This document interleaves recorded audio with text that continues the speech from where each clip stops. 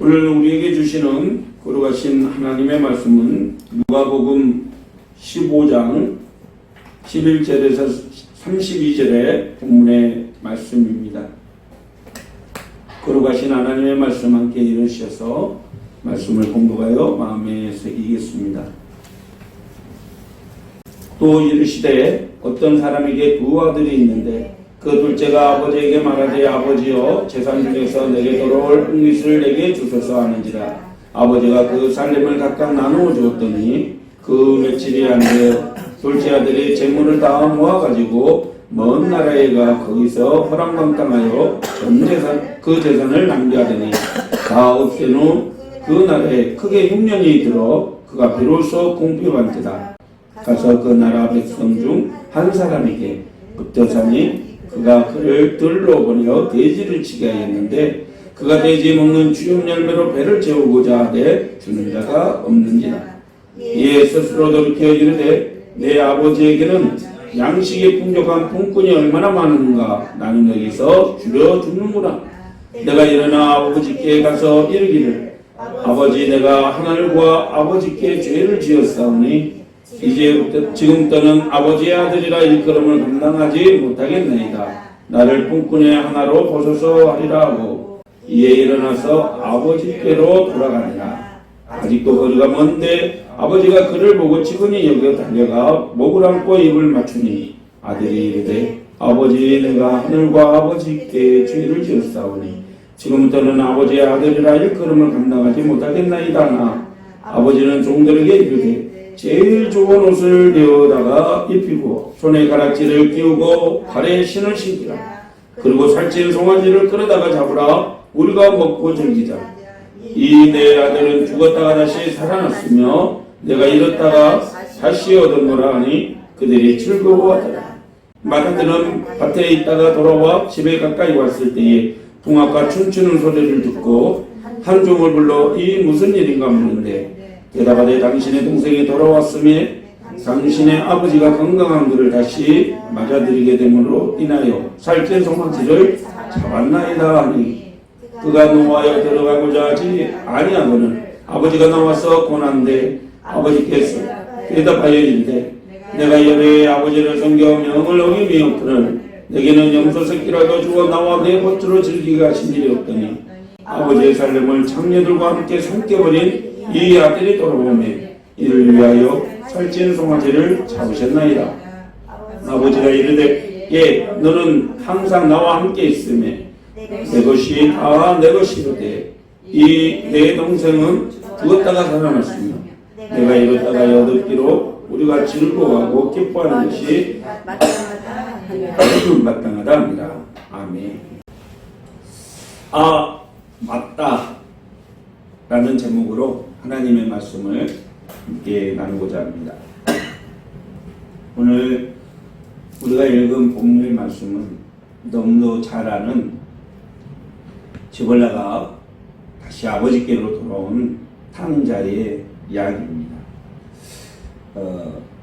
어떤 분이 이 본문의 말씀을 가지고 넌센스 퀴즈를 만들었는데 여러분들도 한번 맞춰보시기 바랍니다. 탕자가 집으로 돌아왔을 때 누가 가장 두려움을 느꼈을까요? 맞습니다. 살찐 송아지입니다.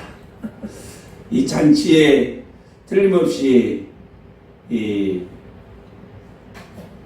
손님들에게 대접할 음식으로 제공이 될 게 뻔하기 때문이죠. 그런데 이 넌센스 퀴즈가 하나 더 있습니다. 집을 나갔던 탕자가 다시 아버지 집으로 돌아오는데 또 가장 기뻐했던 것이 있습니다. 누가 제일 기뻐했을까요? 아버지였을까요? 형이었을까요? 친구들이 했을까요? 예. 그것은 주염 열매를 뺏길까봐 늘 걱정했던 돼지들이었다고 합니다. 배가 고파서 이 돼지가 먹는 사료인 주염 열매라도 이렇게 어떻게든지 눈독 들이고 있었는데 이제 그 아들이 아버지께로 돌아가니까 돼지들이 살판 났다는 거죠. 오늘 본문의 내용은 우리가 너무나 잘 아는 내용입니다. 그런데 이 비유를 말씀하시게 된 계기가 예수님의 말씀을 들으려고 나왔던 세리와 죄인들을 보고 바리새인들이 예수님을 비판하자 예수님은 잃어버린 양, 잃어버린 드라크마, 그리고 오늘 본문에 집을 나갔던 탕자 얘기를 통해서 하나님의 사랑과 죄인들을 향하신 하나님의 놀라운 은혜에 대해서 말씀을 들려주고 있는 것입니다. 오늘 예수님의 비유의 말씀을 이렇게 보고 있으면 참 한편에 잘 짜여진 드라마 같다라는 생각이 듭니다. 한 아버지에게 두 아들이 있었는데요. 큰아들은 아버지 곁에서 성실하게 아버지의 일을 도와주고 아버지의 뜻을 잘 따르는 집안을 일으키는 데 소중하게 쓰이는 그런 말 잘 듣는 아들이었습니다. 그런데 둘째 아들은 이 자유분방하고 가정의 소중함이나 아버지의 권위 따위에는 전혀 관심이 없는 자기 삶을 제일 중심으로 생각하는 그런 이기적인 아들이었습니다. 어느 날 둘째 아들은 아버지에게 자기에게 돌아올 유산을 미리 달라고 요청을 하게 됩니다. 아버지는 둘째에게 돌아갈 유산인 재산의 3분의 1을 내어주게 됐죠. 그리고 둘째 아들은 그 모든 재산을 가지고 타국으로 떠나게 되었습니다. 둘째 아들이 먼 나라에 가서 허랑방탕하게 생활하다가 그 모든 재산을 다 허비하게 되고 이제 할 것이 없으니까 돼지치는 일을 하게 되는데 너무 배가 고파서 이 돼지가 먹는 사료인 쥐엄 열매라도 먹고자 하지만 그 누가 한 사람 하나도 쥐엄 열매를 주는 이가 없었다라는 것입니다. 그러다가 문득 생각을 하게 되죠. 아, 맞다. 우리 아버지 집에는 먹을 것이 풍성한데 우리 아버지 집에는 종들도 배불리 먹고 사는데 나는 여기에서 굶어 죽는구나. 그 집에 살 때 얼마나 행복했을까.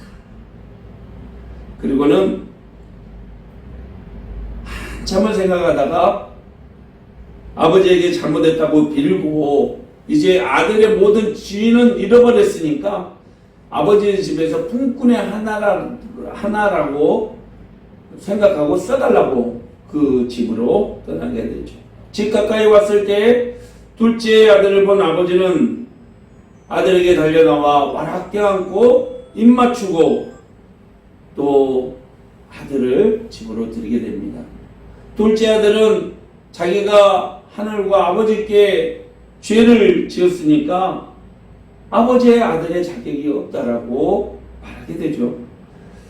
하지만 아버지는 다시 돌아온 아들을 향해서 가장 좋은 옷을 입고 아버지의 아들이라는 인정을 받게 되는 그 반지를 끼워주고 신발을 신기며 살찐 송아지를 잡게 되죠. 이 모두가 아들의 권위를 회복했다라는 의미를 가지게 됩니다.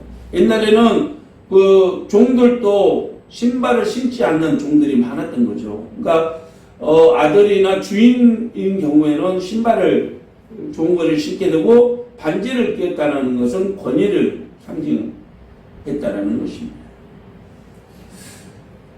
둘째 아들이 이렇게 행복에 겨워서 이제 아버지하고 횃불을 풀고 있을 때쯤 아불사 그 집에 또 다른 아들, 큰 아들이 밭에 일을 나갔다가 돌아오다 보니까 세상에 자기 집에서 풍악이 울리고 춤추는 소리가 나며 맛있는 음식 냄새가 나기 시작하는 것이죠.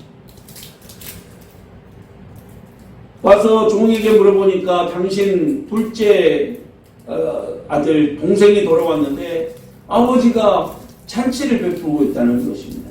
큰아들이 머리 끝까지 화가 나가지고 어떻게 이럴 수 있냐고 하고 있는데 그때 아버지가 달려오고 오는 거죠. 아들아 가자. 지금 아버지 생각이 있으시는 겁니까?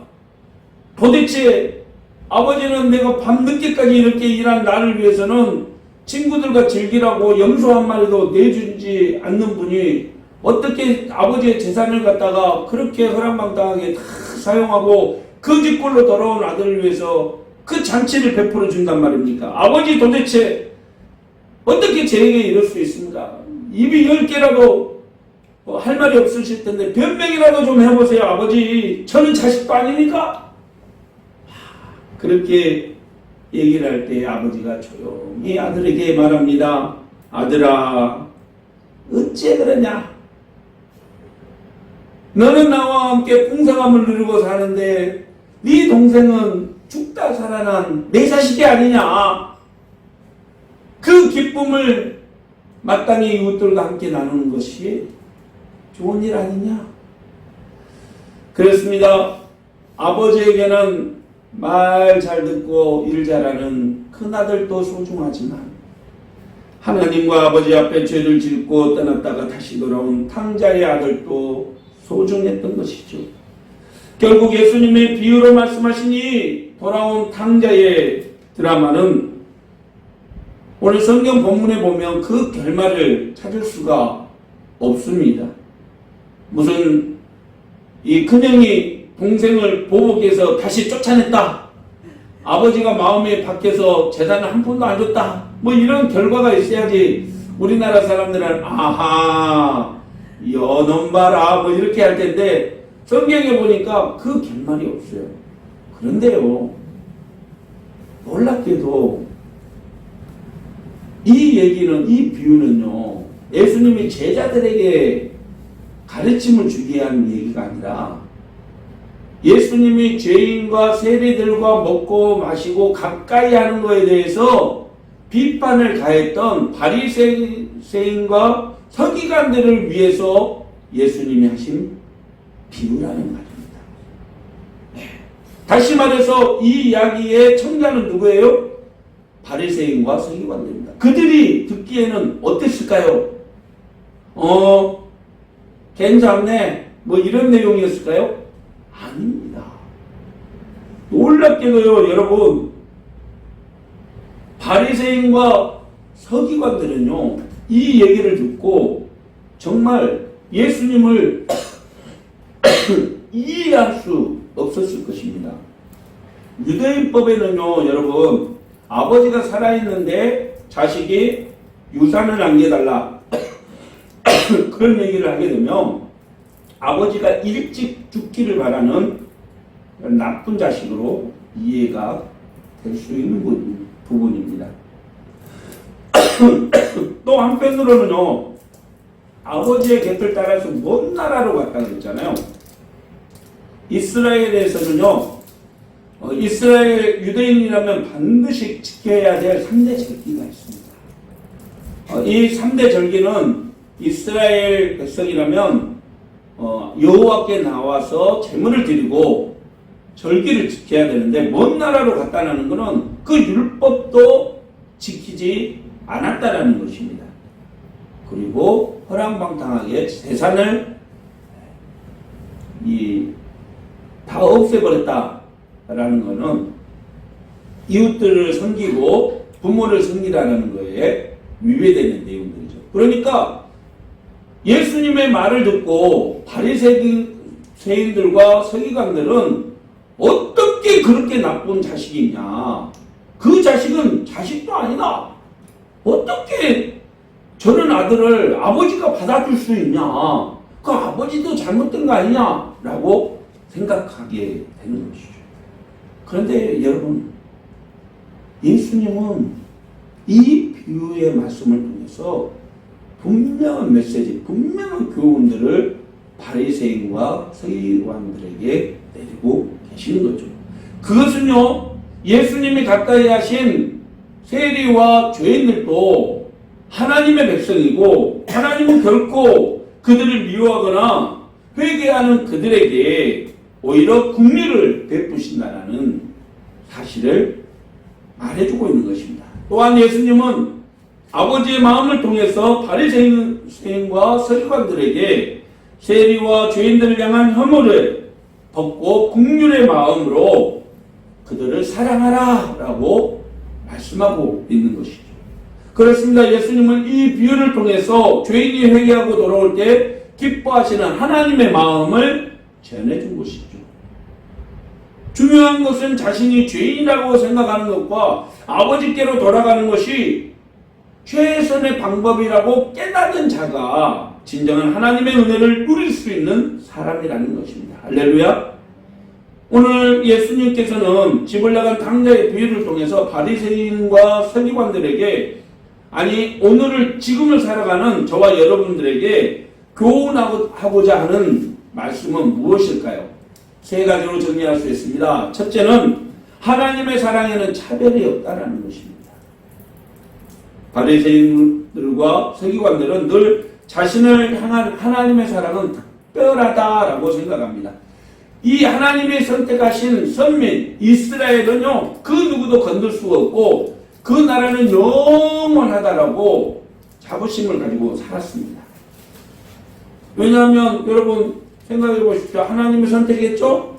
하나님께서 그 백성들을 보호하신다고 약속했죠? 그리고 하나님의 약속의 말씀대로 절기도 잘 지키고요. 또 11조도 하죠. 율법적으로 흠도 없죠. 이런 이들이 어디 있습니까? 그러니까 바리새인과 서기관들은 늘 우월의식에 젖어 살아가는 사람들이죠. 그런데 세리와 죄인들은 어떤 사람들입니까? 하나님께서 멀리한 사람들이라고 생각한 거죠. 집 나간 둘째 아들 탕자처럼 버림받은 그야말로 재수 없는 밥맛 없는 그런 사람들이라는 거죠. 예, 그 사람들을 가까이 한다는 그 자체가 죄다고 느끼고 있었던 것입니다. 하지만 오늘 예수님이 잃어버린 양, 잃어버린 드라크마, 또 잃어버렸던 아들을 통해서 분명히 하나님의 사랑은 공평하시고 그 누구도 차별하지 않는다라는 것을 보여주고 있다는 것입니다. 그렇습니다. 내가 볼 때는 나만 의인인 것 같이 보이지만 하나님의 입장에서 보면요, 다 같은 죄인입니다. 똑같은 죄인이라는 거죠. 하나님이 나만 사랑하는 것이 아니라 죄인인 우리 모두를 사랑한다는 것입니다. 그래서 예수님을 이 땅에 보내셨고, 요한복음 1장 12절에 보면 영접하는 자 곧 그 이름을 믿는 자들에게는 하나님의 자녀가 되는 권세를 주셨다라고 말씀하고 있는 것입니다. 사랑하는 성도 여러분, 예수님은 잃어버린 영혼을 구원하기 위해서 이 땅에 오셨고 십자가에 못 박혀 죽으셨습니다. 그 이름을 믿는 자는 하나님의 자녀가 되는 권세를, 하나님의 사랑을 받을 자의 권세를, 하나님의 은혜를 누릴 자의 권세를 주신다는 것입니다. 할렐루야. 오늘도 차별 없이 우리를 사랑하시고 우리의 흠과 결을 보지 아니하시고 우리를 사랑으로 보듬어 주신 그 하나님의 사랑 앞에 감사하며 우리도 차별 없이 이웃들과 세상을 사랑할 수 있는 저와 여러분이 되시기를 주님의 이름으로 축원합니다. 두 번째로는 하나님의 뜻을 온전히 따르는 삶을 살라라고 교훈하고 있습니다. 둘째 아들은 아버지에게 말도 되지 않는 고집을 피우면서 자기의 목을 떼어달라고 요구를 하게 되죠. 말씀드린 대로 유대인 사회에서는 도저히 있을 수 없는 일입니다. 아버지가 살아있는데 유산을 달라뇨. 이 맡겨놓은 것도 아니지 않습니까? 그런데 아버지는 아들의 요구를 들어줍니다. 결국 그 아들은 모든 재산을 잃어버리죠. 저는 이 대목에서 고소하네, 그거 봐라, 시원하다, 네가 잘 됐어봐, 예? 큰아들이 얼마나 배 아파했겠냐, 이런 마음을 저는 가졌습니다. 근데 여러분, 사실 이 말씀을 깊이 묵상하다 보니까 이 둘째 아들이 저더라고요. 하나님 앞에 자격이 없는데 자격이 있는 것처럼, 세상에 자격이 없는데 자격이 있는 것처럼 그렇게 고집부리며 살았더라고요. 하나님 앞에 얼마나 때를 쓰고 하나님의 뜻은 다른 데가 있는데 내 뜻을 관철시키기 위해서 하나님 그거 안 줘봐요. 내가 가만히 있나? 내가 잤나? 한번 두고 보세요. 뭐 그렇게 하나님의 뜻과 대적하면서 내가 살았더라고요. 나만 그렇겠습니까? 오늘 이 말씀의 대상인 바리새인과 서기관들도 마찬가지예요. 그들도 언제나 하나님이 보내신 선지자들과 예언자들을 묵살하고 무시하고 하나님의 뜻을 저버렸습니다. 야, 그게 하나님의 뜻이라고? 아니야. 하나님의 뜻은 우리가 알아. 그러면서 무시하게 됐던 거죠. 결국 하나님의 뜻을 따르기보다는 자신들의 고집과 아집을 따랐다는 겁니다. 결국 유대인들은요, 하나님의 사랑도 잃어버리고 또 그의 나라도 잃어버리고 말았던 거죠. 사랑하는 성도 여러분, 때로는 우리가 세상을 살아가면서 하나님의 온전한 뜻을 따르는데 걸림돌이 될 때가 있어요.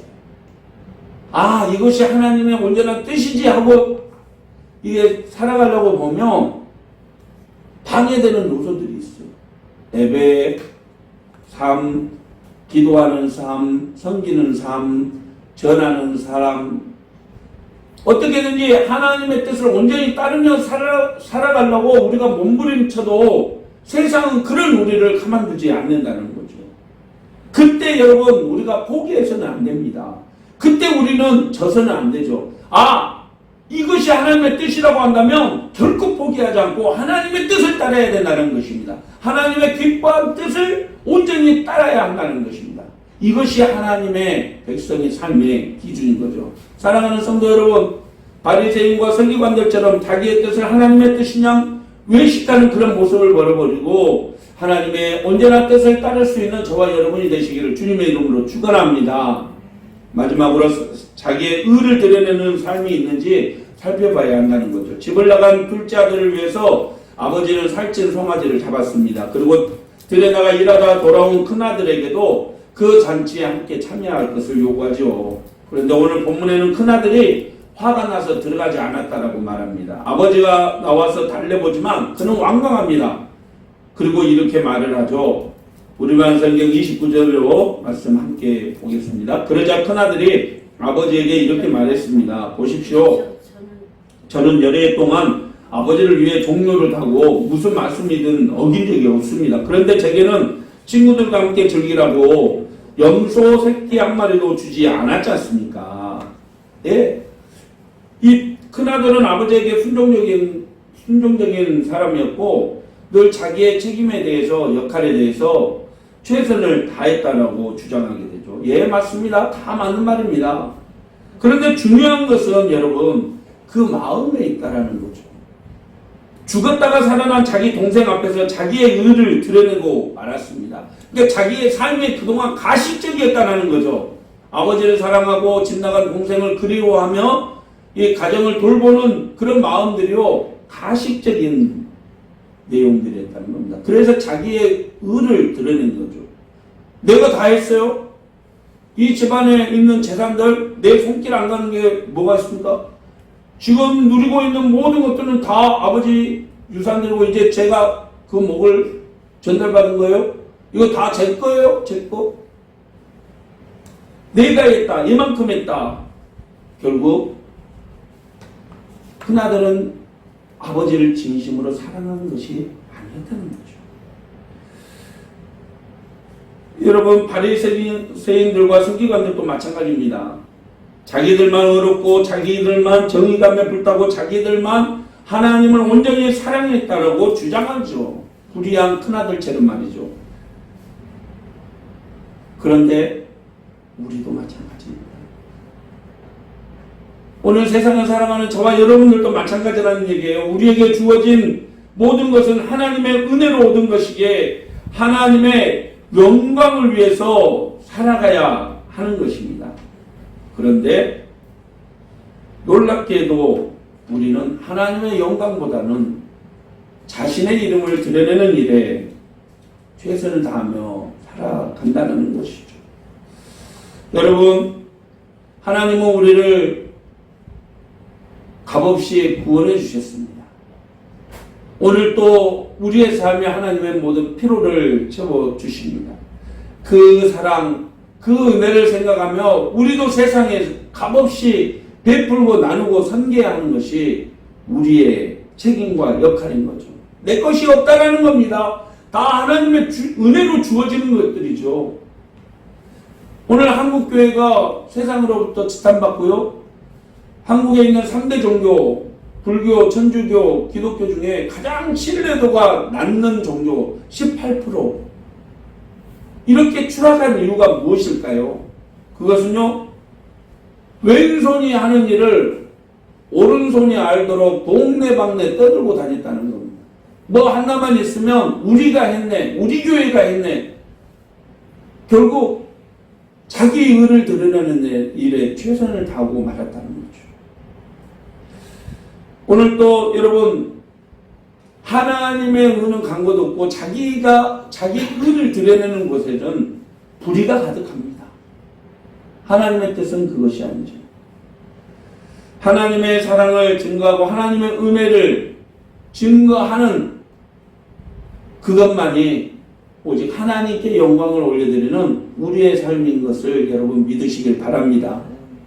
말씀을 마무리하죠. 오늘 본문에서 아버지의 재산을 가지고 탕진해서 집을 나갔던 둘째 아들이 가장 잘한 게 하나 있어요.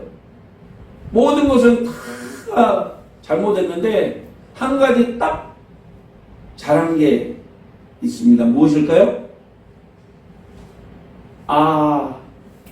맞다. 우리 아버지 집에는 풍족함이 가득하지. 이 깨달았다는 거죠. 맞다라는 것은요, 어그러짐이나 틀림이 없다라는 사전적인 의미가 있습니다. 그것이 정답이라는 얘기죠. 잘못된 것을 다시 바르게 돌아올 수 있는 것, 이것이 정답입니다. 믿습니까? 우리 잘못된 믿음, 잘못된 신앙관, 잘못된 철학, 잘못된 생활관, 이 모든 것들이 다시금 맞다, 옳은 길로 가는 것이, 이것이 하나님이 우리에게 원하는 정답인 거죠. 믿습니까? 여러분, 우리의 삶을 돌아봐서 우리가 하나님의 사랑에서 벗어난 것이 있다면, 하나님의 가르침에서 벗어난 것이 있다면, 하나님의 의에서 벗어난 것이 있다면, 맞다, 돌아가야지. 하나님의 뜻에서 벗어난 것이 있다면, 맞다, 돌아가야지. 이러한 삶으로 살아갈 수 있는 저와 여러분이 되시기를 주님의 이름으로 축원합니다. 우리는 실수할 수 있습니다. 우리는 잘못할 수 있습니다. 우리는 때로는 원하지 않는 길을 억지로 갈 때도 있습니다.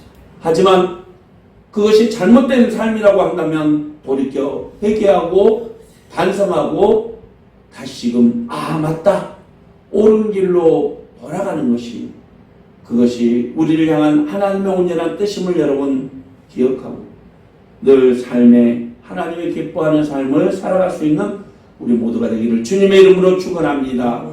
기도하겠습니다. 사랑의 하나님 아버지, 오늘 또 우리가 하나님의 뜻을 온전히 따르는 삶을 살지 못했다면 맞다, 그것을 돌이켜 하나님의 뜻을 온전히 따르는 삶을 살 수 있는 성도가 되게 하여 주시옵소서. 잘못된 길을 돌이켜 회개하며 하나님의 사랑의 품으로, 하나님의 은혜의 품으로, 하나님의 온전한 뜻을 쫓아 살아가는 우리가 되게 하여 주시옵소서. 예수님의 이름으로 기도하옵나이다. 아멘. 사랑하는 성도 여러분, 오늘 또 하나님은 우리를 향해서 풍성한 은혜와 사랑으로 기다리고 계십니다. 위로와 능력으로 우리에게 풍성한 은혜 주시기를 원하십니다. 그 품으로 나아가십시오. 그 그 은혜를 기억하며 나아가십시오. 반드시 하나님께서 우리가 세상 속에서 승리자로 살아가도록 우리를 도우실 것입니다. 아멘. 기도하겠습니다. 지금은 우리에게 참 믿음의 길을 보여주시며 옳은 길로 나아가라 가르침을 주신 우리 주 예수 그리스도의 무한하신 은혜와 오늘 또 한결같은 사랑과 은혜와 능력으로 우리를 보호하시고 인도하여 주시는 하나님 아버지의 그 크신 사랑하심과 성령님의 도우시는 능력의 역사하심이 오직 하나님의 온전한 뜻을 분별하고 그 뜻을 따르기로 결심하며 나아가는 살아가는 성도들 머리머리 위에와 가정 위의 삶 위에 그리고 교회와 나라와 민족과 세계 열방 위에 영원히 함께 계시기를 간절히 축원하옵나이다. 아멘.